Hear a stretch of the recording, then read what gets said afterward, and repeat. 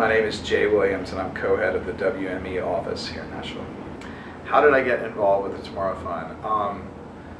A friend of mine, Casey West, moved to Nashville in 1998. I moved back to Nashville in 97 to start here at this company, William Morris, and started in the mailroom. But I knew a lot of people from college and from living here previously.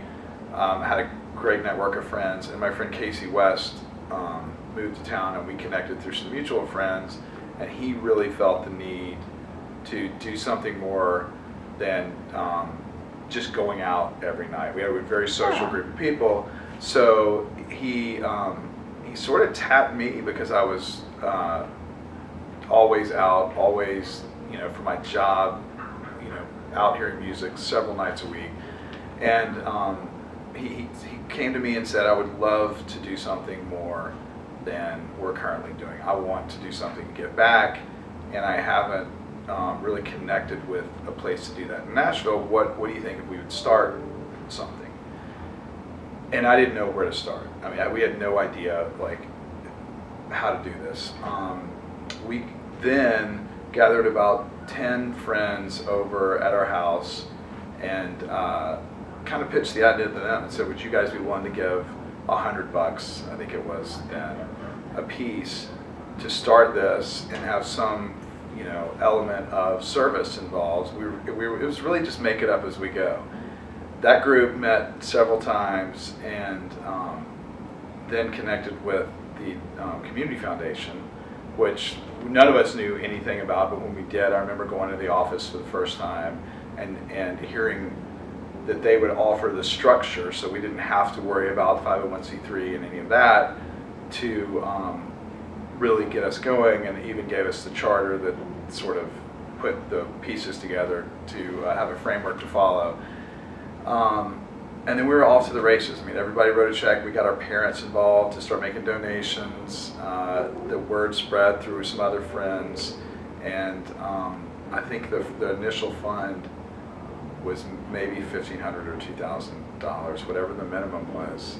We found enough money to do it because we all were starting our careers and just realized that while we're all hanging out together in bars every night, there's got to be we can do something more, and that's how it started. It started as a social group that wanted to help make a difference. My favorite experience from being in the fund.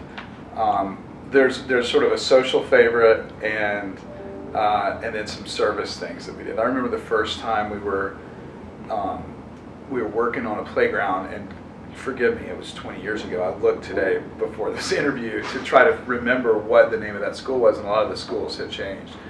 But there was a playground sort of in North Nashville, and we rebuilt everything. We remulched it, we repainted, and it was a whole afternoon activity. We did a lot of that at schools back then.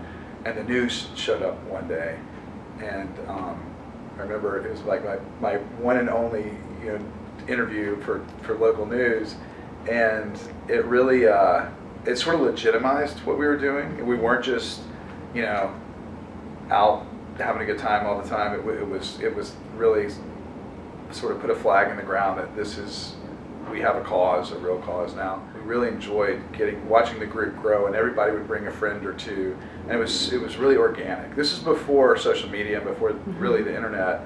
I remember when we had a website. We didn't have a website to begin with, so it was strictly word of mouth and friends telling friends, and then watching people come and engage was personally for me was the best.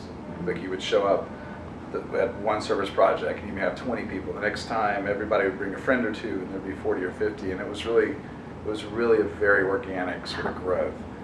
My work with the Tomorrow Fund at an early age, I still credit Casey with making me think about things other than myself and your group of friends. Like, how can your group of friends get together to actually do something better? And I've carried that through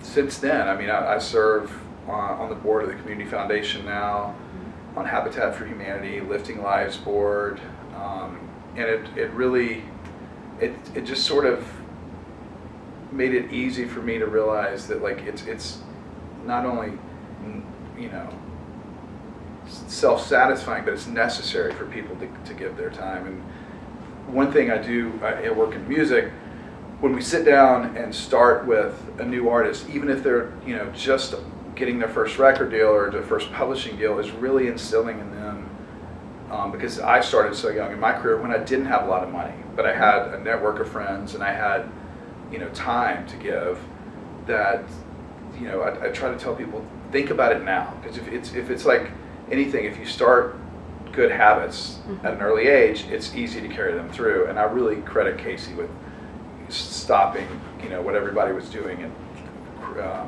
finding a way to think about people other than yourselves. It's one of the things that I'm most proud of, that I had a part in, was this little fledgling idea that really started with, you know, some beers around somebody's kitchen table that has survived for, you know, 20 something years, 20 years. Yeah. That survived for 20 years. It's very gratifying.